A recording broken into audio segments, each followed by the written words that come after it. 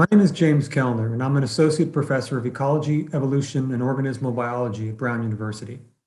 I'm also a professor in the Institute at Brown for Environment and Society.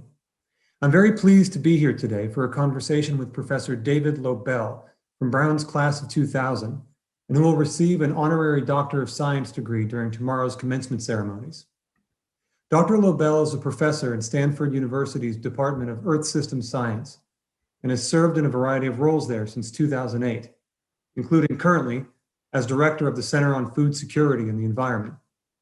As an agricultural ecologist, David Lobell conducts research focused on food security. He generates unique data sets to investigate agricultural production in rural areas throughout the world. David Lobell, congratulations and welcome. Thank you, Jim. Thanks for having me. I'd like to begin by asking you a question about your professional trajectory and your time beginning at Brown. Your work now addresses food production and security, often using satellite remote sensing, but you graduated from Brown with a degree in applied math. How did you make that transition? Yeah, actually, applied math was really appealing to me as a coming out of high school because I knew I liked math, but I knew I didn't want to just do math. I wanted to try to do something useful with it. And so the applied math program at Brown really attracted me. And when I started in it, it really exceeded even my expectations. It was really rigorous, but really eye-opening in terms of all the different applications of math. And one of the things that it encouraged, and also the open curriculum encouraged, was exploring a lot of different scientific areas. So actually at Brown, I took a class freshman year on plants and agriculture. I think it was my sophomore year, I took a class on world hunger, and then I took a class on remote sensing. So in some ways, a lot of my current interests trace back very much to my first couple of years at Brown, where I was, focusing on math as a major, but really exploring a lot of different applications and interests that I had. So it sounds like the open curriculum was maybe foundational, in the sense that it allowed you to explore a wider range of disciplines or subjects that you could apply your mathematical skills to, but that were outside the core training area that might be typical of applied math, for example. Is that an accurate way to say it? Yeah, the open curriculum was something that Brown was well known for. I didn't actually think much about it.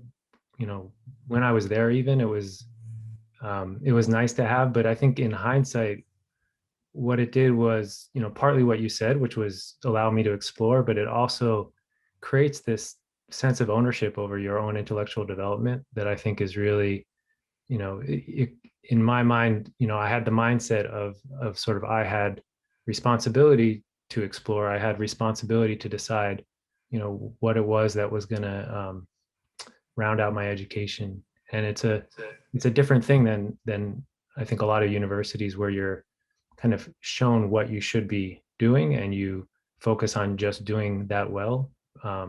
Every university has some level of exploration, but Brown's is a level that I think really creates this trust and this sense of responsibility.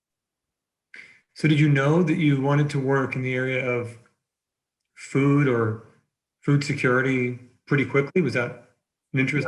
It was an interest of mine. I mean, some of the classes exposed me, but I think what I knew most of all was that I wanted to do something related to the environment. And, I explored a lot of issues around the environment as an undergrad.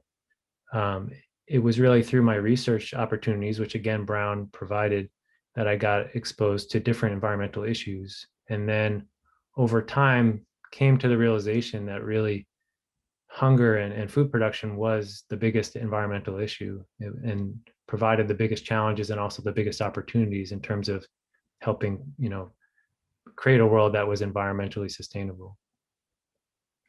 What did you do when you left Brown? So I did what I tell a lot of students not to do, which is I went right into grad school. I often tell students to, get outside of academia and see other experiences. But I had a great research experience, both at Brown and then in my summer of junior year, where that was away from Brown, and that prompted me to apply for an NSF fellowship to do a science PhD. And when I got that in my senior year, I decided to go to grad school straight away. So I went to grad school, again, interested in the environment and in using my sort of math background, but not really knowing exactly what I would do. And had the opportunity early on in grad school to get into the field, in particular in an agricultural area, and start working with an organization that had done a lot of work in agriculture and really got my education in agriculture. And that, sort of led to more research in that area, and then a kind of a career trajectory that led to being a professor.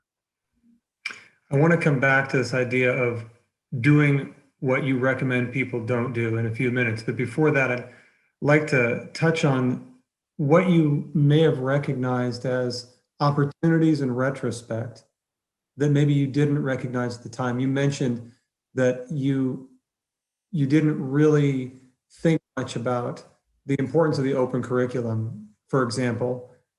But now when you reflect back on it, it seems like it was a bigger deal to you. Are there other things like that? I guess what I'm asking is, what are the things in your past that you look back and you say, that was a really important opportunity that happened to me that you didn't see as an opportunity at the time?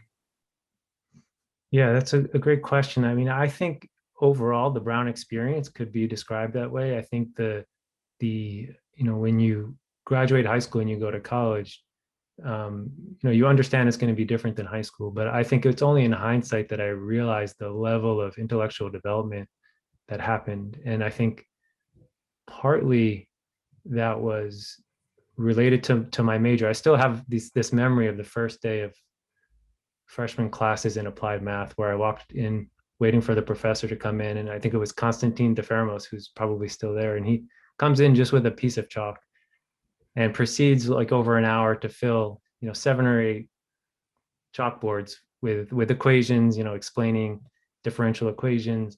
And it was, I think at that moment, I realized, I'm definitely in a different league here, and I have the opportunity to learn from some of the smartest people. And that proceeded. And another opportunity I had was taking Stuart Gehman's class in my junior year, about probabilistic modeling and Monte Carlo methods and different sampling techniques that he had developed and others had developed. And what happened fortuitously was in my research experience that summer, where I was working actually at Stanford, it just so happened that the problem I was working on and the problem my PI had been struggling with for a while was very well suited to this kind of approach. And so I actually, had the opportunity very early on as an undergrad to make a serious contribution, just literally based on the class I had taken, and had a couple of publications as part of my senior thesis, basically applying these methods to the problems that we were dealing with in remote sensing.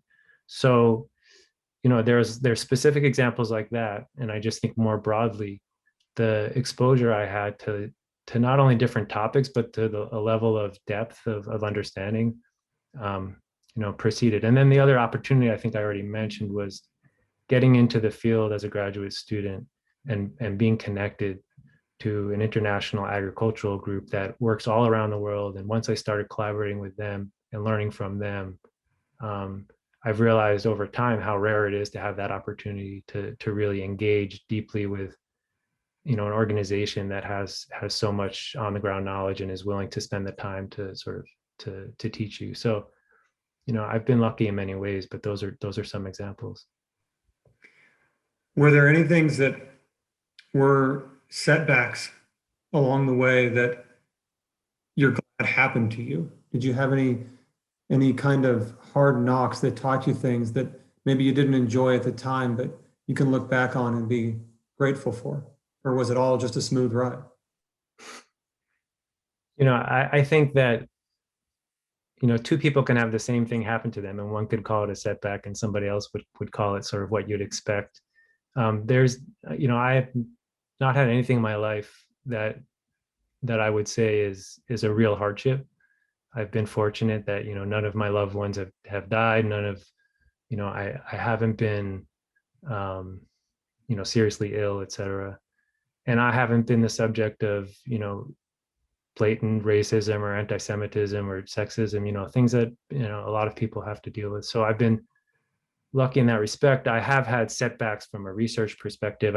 My first year, for example, in graduate school, I had this idea I thought was going to really work well. I spent weeks in the field in the blazing sun, collecting all sorts of data, and it just didn't work out. And in science, as you know well, it's basically a series of rejections, with an occasional happy moment.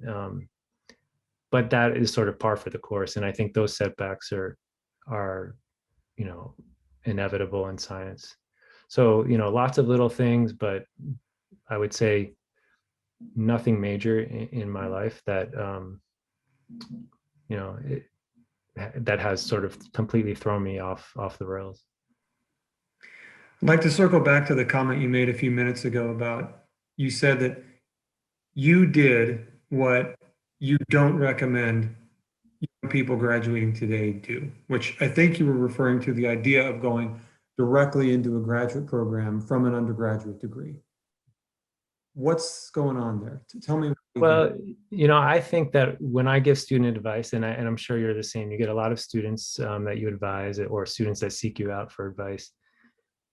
I always try to understand what their motivations are and what their particular, situation is. And I think advice can't be given too generically. But as a rule, I think most students are really eager to have impact in the world. And they're really often interested in the research that's going on, but it's not their primary love and their primary motivation. And what I tell them is that you can have impact in the world through science, especially in the long term. But it's important that you love on a day-to-day basis what you do. And there are plenty of opportunities outside of academia that you probably just haven't been exposed to yet. And so you owe it to yourself to spend a little time to get out in the world and try something that you think you might like. And you may find that you don't, and you want to get back into research, and that's fine. I think if I had been advising my former self, and I did get advice from folks like Jack Mustard and others who were my mentors at Stanford. I probably would have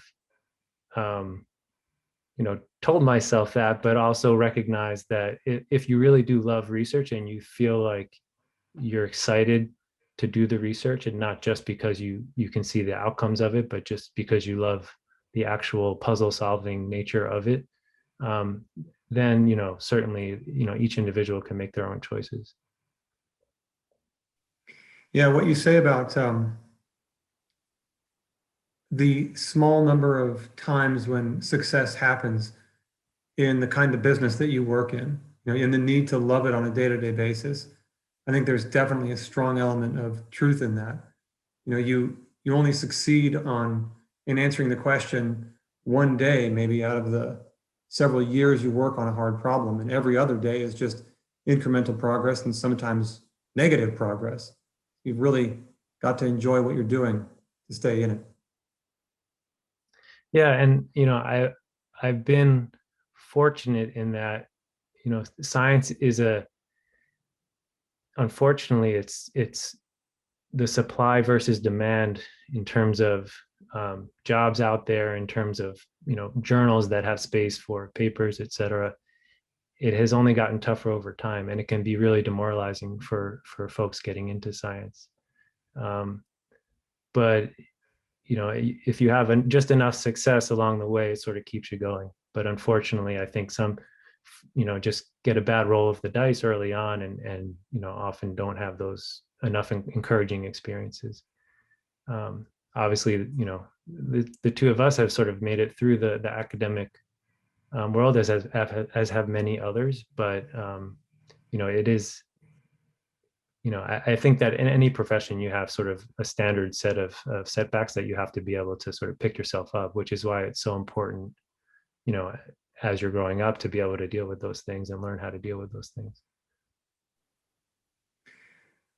I'd like to talk with you a little bit about your work. One of the most impactful discoveries that you have made, and one that was cited by the MacArthur Foundation when naming you a fellow in 2013, was the relationship between the year-to-year changes in global crop production and year-to-year changes in the climate. Tell us what that's about. towards the end of my PhD, and my PhD was largely focused on using satellite data and trying to understand ecosystems through the analysis of satellite data. But towards the end of my PhD, I became more interested in what do we actually know about the threats of climate change. And at that point in time, this was now almost 20 years ago, um, there was widespread recognition that climate change will happen. In the scientific community, there was obviously a public debate that was lagging, but there was clear understanding that those climate changes would potentially lead to significant risks to agriculture, and that if anything should happen to agriculture and food security, that would be a big reason for concern. But beyond that sort of level of generality, I think there was a sense that it's too early to say exactly what will happen, because depending on how the weather patterns shift and how rainfall changes, that could be good or bad in any particular location.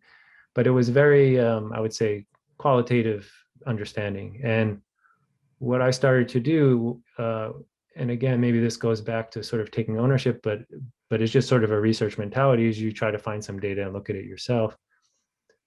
And long story short, is what we saw consistently in lots of different data sets was actually the temperature changes themselves were going to drive a lot of the impacts. And because the climate models were pretty unanimous in the temperature changes, maybe not exactly how much warmer it will get, but that it will get warmer, that you could actually say a lot more than just, well, there are risks here. You could actually say that the expectation is for warming.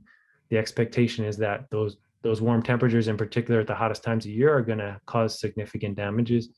And so we were able to do that using not satellite data at all initially. It was using government data. It was using a lot of field trial data that had been done by partners, those same partners I mentioned working with in graduate school.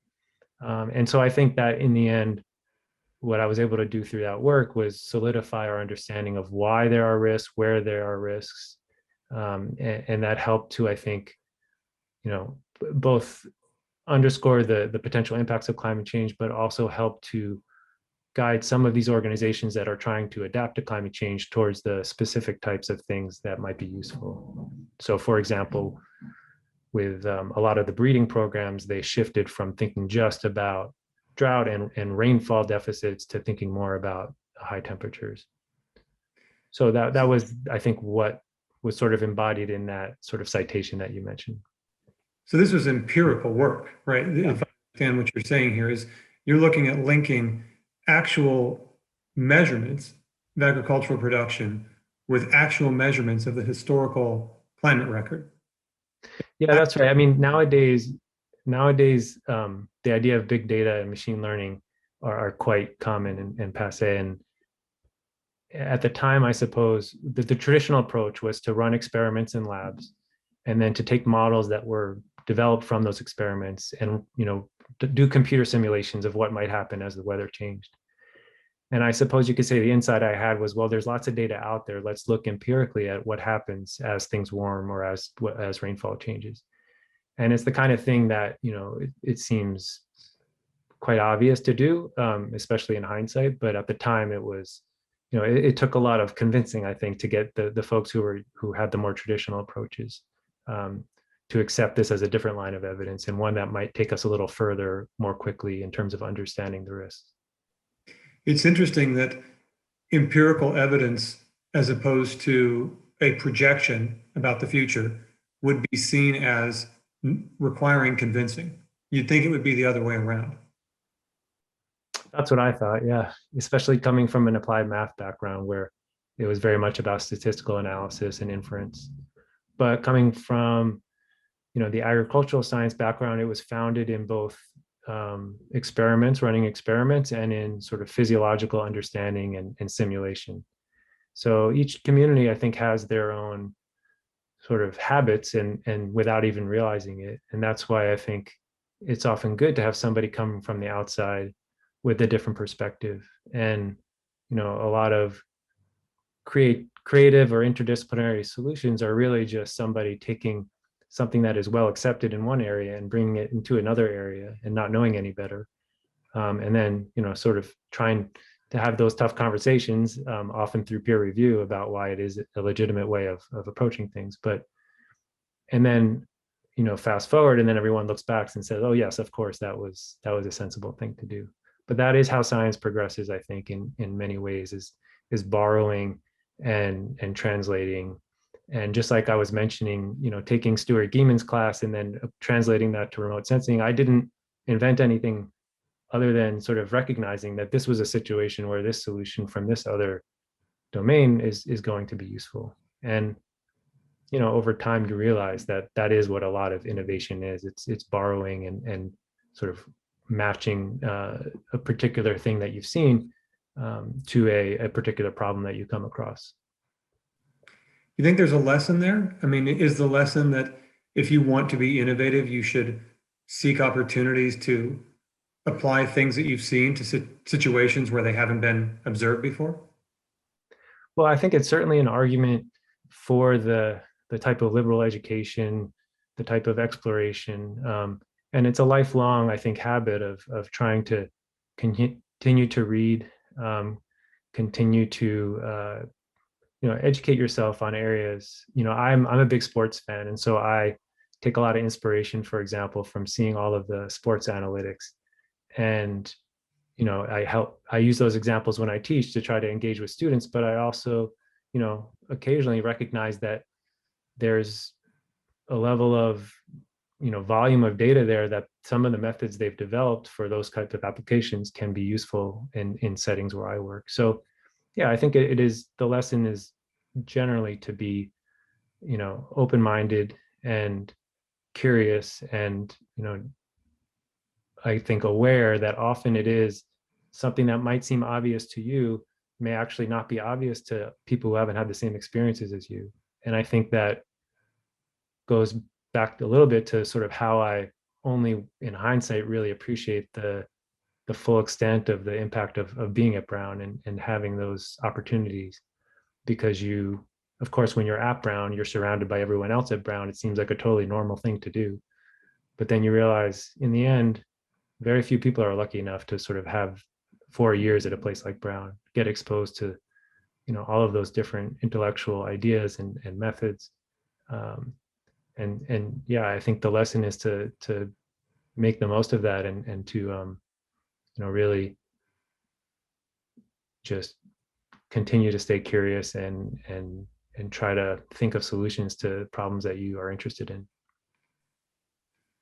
I'd like to know what your lesson is for people today who are graduating, about to go out into the world, into a time that is, if not wholly unprecedented, at least unprecedented in the lifetimes of most of us. We're talking about graduating into a pandemic and into a world that to many people feels uncertain or out of control. What do you say to them today? Well, I think the first thing I point out to students who are really anxious about the world is, on the one hand, they have good reason to be anxious. I mean, if you look around the world, there are definitely trends that are upsetting and dangerous in many cases. But it's also worthwhile, I think, learning a little bit of history and, in a sense, how bad things used to be. And for example, in the environment, there's a lot of things that have gotten better, just as there are plenty of things that are still a challenge. So, I think the first thing is, in a sense, to talk people off the ledge in terms of things aren't quite as bad as you think. That the good old days weren't always so good, and tomorrow's not, always so as bad as it seems. I think that was some lyric that just seeped into my memory there. But the other thing I tell folks, or I would tell to Brown graduates, is to not underestimate what you're capable of and the gift that you've been given.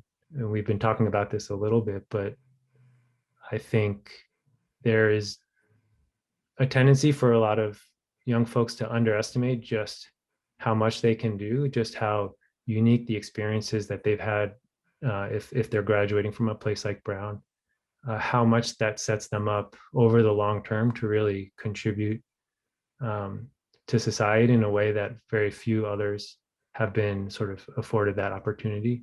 So I think it's important to set bold and ambitious goals for yourself that are, you think hard about what your goals are and what's going to make you satisfied as a person. But I think don't underestimate sort of the power of what you've been given in a sense. And the other side of it is the gift part. And I think it is my experience that most successful people have a combination of hard work and good luck that explains their success in some way. And there are folks who like to really focus on the hard work part of it. I find that those people can tend to almost get a sense of entitlement, or I don't know if greed is the right word, but they often focus on how they've worked so hard, they deserve what they have.